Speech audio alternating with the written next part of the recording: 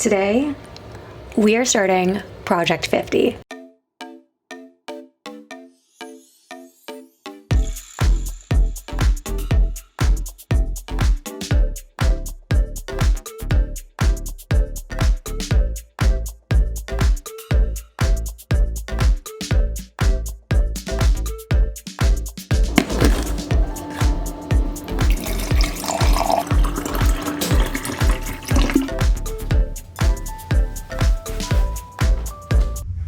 Okay, so if you have absolutely no idea what Project 50 is, welcome to my world, because I also just found out about it a few weeks ago. It is a lifestyle challenge that was created by State of Mind Studios to help you develop stronger and healthier habits. And one article that I read about it online even stated, you will be unrecognizable if you can follow this challenge for 50 days.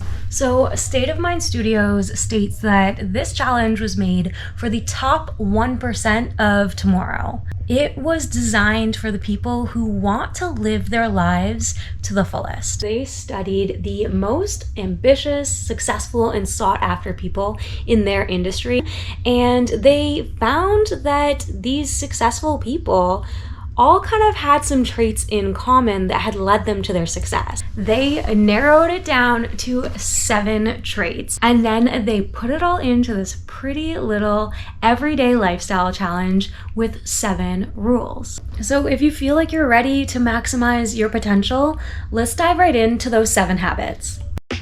I'm going to go over all 7 habits with you, but I don't know how many people actually read the fine print that goes with each habit.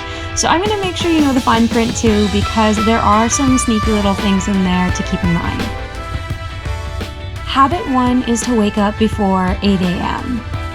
But the fine print reads, sleep at least 6 hours and try to maintain a consistent bedtime routine with enough sleep, and make sure this rule fits into your individual needs.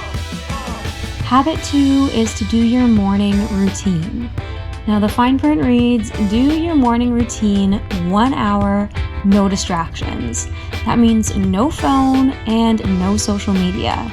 And if you do have enough time, also try to meditate, go for a walk, or simply deep think and mentally prepare for the day. Habit 3 is to exercise for 1 hour a day. Now the fine print reads, exercise based on your fitness level, and that exercising can include walking, stretching, running, yoga, bike, gym, etc. So you don't need to overdo it with the strength training or HIIT sessions. It does not need to be intense exercise for an hour a day. Habit 4 is to read 10 pages a day. Now the fine print reads, read motivational, psychological, or business-related books, and that educational books count too. And this also goes along with habit 5, which is to dedicate 1 hour towards a new skill. The fine print reads, prepare your goals and anticipated skills before the challenge starts. So make sure you have a prep phase. There are no distractions to be had during this 1 hour, and make sure you try to maintain high concentration throughout it. Habit 6 is to follow a healthy diet. Now, the fine print reads, follow any diet of your choice, but try to stick to no alcohol, no soft drinks, and generally less sugar, for example. Also, drink enough water.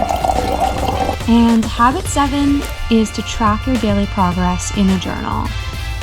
The fine print reads, write down positive and negative experiences, what you've learned, and where you can improve. And the general Project 50 rule is to stick to these 7 habits every single day for the next 50 days. The rule is that if you fail on any of the 50 days, you are to start over at day 1 and repeat until finished. Okay, now full disclosure, I did not read the fine print before deciding to take on this challenge.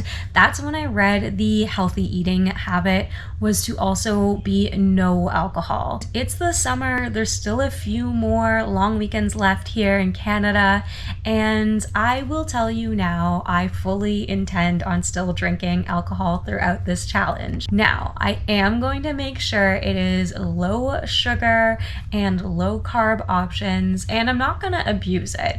If anything, I will try my best to only stick to that over the long weekends. My intention with this challenge is to maximize my potential, but also to enjoy life and live life while doing it. So in terms of the general Project 50 rule of restarting if you don't hit every habit over the next 50 days and every single day for those 50 days, I would like to tell you to have grace with yourself. If there is a day where you fell off and you didn't hit a couple habits, that is okay.